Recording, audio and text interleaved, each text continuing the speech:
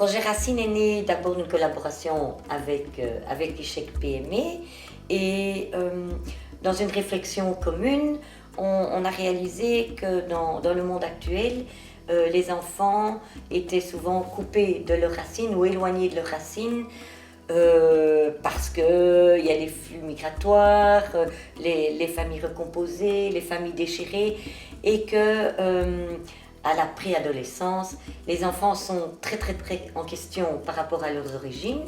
Et donc on s'est dit que c'était important de retravailler ces racines, de nouer, de renouer avec leur passé.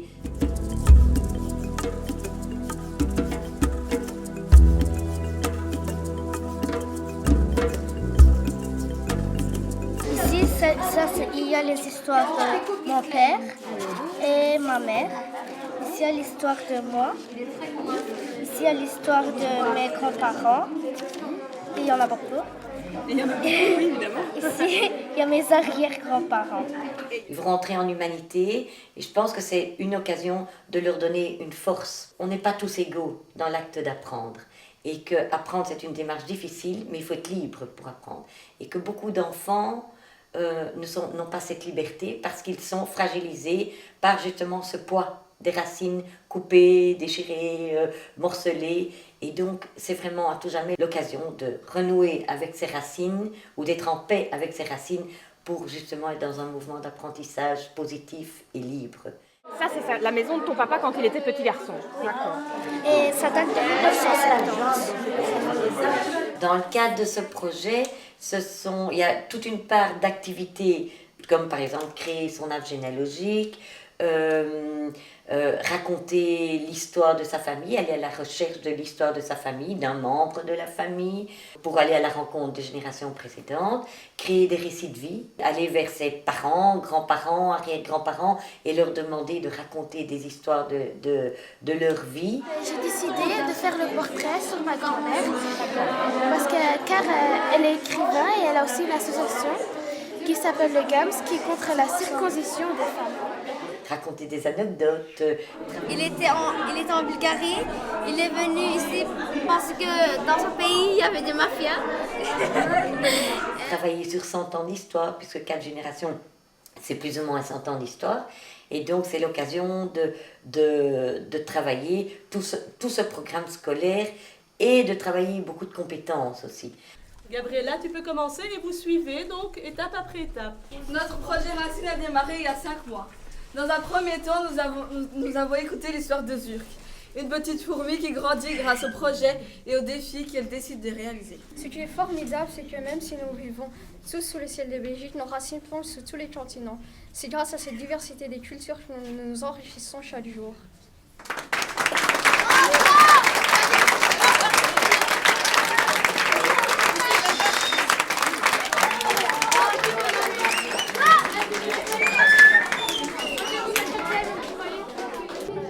Par exemple, l'étude de documents, rédiger des articles, écouter, apprendre à formuler des questions. Donc le programme scolaire est tout à fait investi dans ce projet. Et est-ce que les familles ont été partie prenante dans le projet? Les enfants avaient au moins une tâche tous les 15 jours ou toutes les 3 semaines à réaliser en faisant des recherches dans les familles. Donc ils devaient aller questionner leurs parents, leurs grands-parents, leurs arrière-grands-parents, ils devaient chercher des documents et tout ça donne vraiment l'occasion aux familles de délier les langues. Honnêtement, on n'avait pas parlé de ça, comment ça s'est passé, qui est venu d'abord en Belgique. Mais grâce à ce projet, on a abordé le sujet à la maison. Alors j'ai pu raconter comment ça s'est passé, comment grand-père est venu au début et tout ça. Et elle a vraiment aimé d'écouter. Dans certaines écoles, beaucoup d'enfants sont issus de l'immigration et les enfants ont dû raconter ou comprendre pourquoi, qui avait fait le voyage, pourquoi ils étaient ici. Moi-même, je demande encore à mon père de nous raconter comment ça s'est passé, parce qu'il est venu d'abord en Allemagne, et puis en Hollande, et puis ici. Donc ça donne l'occasion aux familles de raconter toute l'histoire, avec tout ce qu'il y a de positif, avec tout ce qu'il y a de souffrance, de déchirement. J'ai appris que ma mère, quand elle est venue en Belgique, c'était dur pour elle parce qu'elle ne connaissait personne. Elle devait nous nourrir et tout, et elle ne savait pas. Et je pense que du coup, ça devient leur histoire aussi. Et tu as choisi de faire le portrait de ton papa, de mon grand-père, Comment est-ce qu'il s'appelle ce monsieur? Abdellah Naji. Tu as appris des choses que tu ne savais pas? Oui, c'est qu'il travaillait auprès du général Franco. D'accord. Dans des familles où on ne parle pas beaucoup, dans des cultures où on s'exprime moins sur certains sujets, les enfants ont dû vraiment ouvrir des portes, quoi. Ouvrir des portes. Et c'est vrai qu'il y a eu des demandes des enfants, qu'est-ce que je dois dire? Qu'est-ce que je dois demander? Et donc, on a travaillé des questions, comment est-ce qu'on peut aborder son grand-père. Donc, c'était toute une démarche aussi d'aller à la rencontre d'eux, mais d'une manière subtile et judicieuse. Il a trouvé un travail, il ne savait pas parler le français. C'est ça qu'il va poser beaucoup de problèmes, c'est la langue. Maintenant, il sait un peu parler et je l'aide à parfois parler, à traduire. Chaque enfant réalise que sa culture riche peut apporter quelque chose et ça donne vraiment du sens au fait que nous vivons tous ici en Belgique et que cette terre d'accueil, elle est riche de cette multiculturalité. Est-ce que tu as le souvenir d'anecdotes ou de choses étonnantes qui se sont passées pendant tous ces mois de travail? Oui, il y a eu des choses magnifiques et à la fois des choses très très poignantes. Au départ du projet, on a mis au tableau le mot racine et que tous les enfants ont dû dire tout ce que ce mot évoquait. Il y a déjà eu des choses merveilleuses, magnifiques. Et donc, les racines, ça les touche. Il y a un enfant qui a timidement dit secret de famille. Je vais être docteur. Je vais être docteur parce que ma mère, son grand-père, il est mort à cause d'une faute médicale. Et ma mère, son rêve, c'est de devenir docteur. Mais comme elle n'a pas pu aller à l'école, elle n'a pas pu être docteur, et moi je vais réaliser son rêve et je vais être à sa place docteur. Il y en a d'autres qui viennent avec des choses beaucoup plus légères, comme vie, comme vitalité, comme ressources. Et ça, c'est génial. Mais on voit que ce mot est un mot très très très riche, même aux yeux des enfants.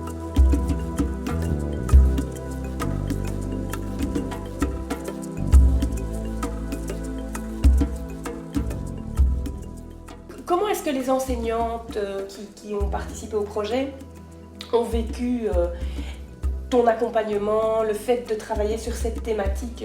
Je pense que c'est toute une démarche déjà personnelle aussi, d'embarquer ces élèves dans un projet tel que celui-là, qui est très très sensible. Moi j'étais émerveillée de leur enthousiasme, de leur volonté d'aller très loin dans ce projet, de le travailler dans tous les sens, que ce soit dans l'espace géographiquement, travailler les métiers. Au niveau du français, de l'éveil, on a beaucoup travaillé, on a appris à faire un portrait, enfin, on a vraiment essayé de travailler sur toutes les branches. On a fait l'histoire de l'immigration, en géographie, on a fait les continents, les pays, tu vois, on a fait plein de choses, quoi. On a essayé de vraiment rattacher ça un peu à tout. Et elles se sont vraiment passionnées pour le projet dans toute sa globalité et dans toute sa sensibilité aussi. Je pouvais arriver avec des activités et elles les reprenaient, elles les retravaillaient. C'était vraiment une belle collaboration, vraiment. Et je voyais lors de la remise des projets une très très grande émotion chez les professeurs d'avoir amené leurs élèves si loin, quoi.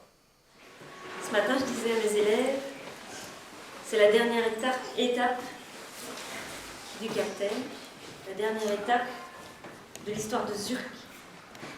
Zurk est allé voir la reine pour lui dire qu'elle avait réussi, qu'elle avait trouvé un morceau de pomme.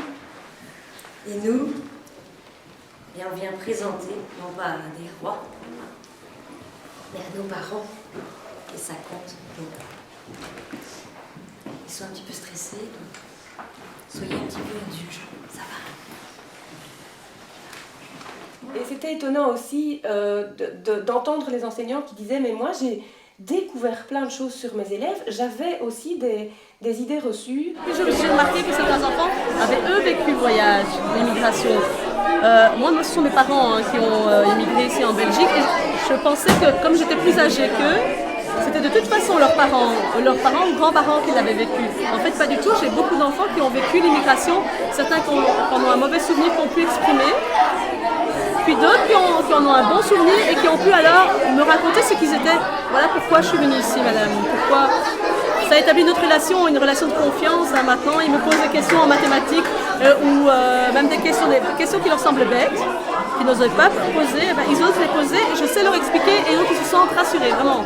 C'est vrai que les enseignants se sont positionnés par rapport à leurs élèves tout à fait différemment. Et son enseignant le découvre vraiment comme un être humain avec des parts qu'il ne peut pas exprimer quand on est simplement dans un cours de géographie, d'histoire, de sciences, de mathématiques.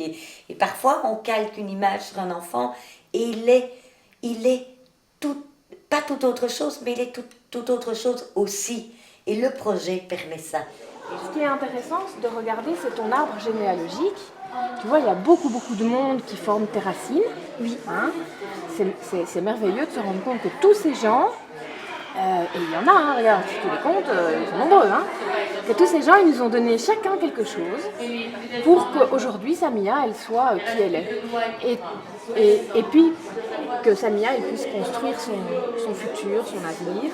On est tous en Belgique, ensemble, et qu'on n'est plus moi je suis turc, moi je suis afghan, moi je suis marocain, moi je suis tchétchène, et donc on est tous là, on fédère au milieu d'un projet, au milieu et par et pour un projet commun, et qui est finalement de mieux être. Les enfants retournent leur arbre généalogique. C'est un moment passionnant, ça. Parce que les enfants ont réalisé leur arbre en mettant moi, papa, maman, grand-père, grand-mère, arrière-grand-père, arrière-grand-mère, etc. Et donc, il y a d'abord un travail préliminaire, c'est de trouver toutes les qualités de chacun des membres de la famille. Donc, ils sont obligés de demander, pour les membres de leur famille qui ne connaissent pas, c'est de trouver toutes les qualités et on travaille toutes ces qualités, toutes ces forces. Et on leur a donné un arbre généalogique brouillon, mais pas celui-là. C'était il va dedans aussi. Oui. Ou si tu veux, les racines de celui-là au départ étaient dans les branches. Voilà, on a commencé comme ça, brouillon. Et quand il l'avait complété au brouillon, eh bien plus tard, on l'a retourné. Et on a dit que justement, tout ce que nos arrière-grands-parents, etc., nous ont apporté, nous ont permis à nous de pousser et d'avoir des qualités et des défauts. Donc on a travaillé sur les qualités et sur les défauts. Et on a essayé de mettre dans les feuilles, justement, toutes des choses qu'on aimerait plus tard. Plus tard, je deviendrai styliste, devenir actrice. Je vais être docteur. Informaticien. Devenir institutrice. Je veux devenir coiffeuse. J'ai envie de devenir ingénieur. Je veux être un médecin pédiatre. Vous avez des magnifiques racines et vous êtes des adolescents magnifiques. Merci. Alors,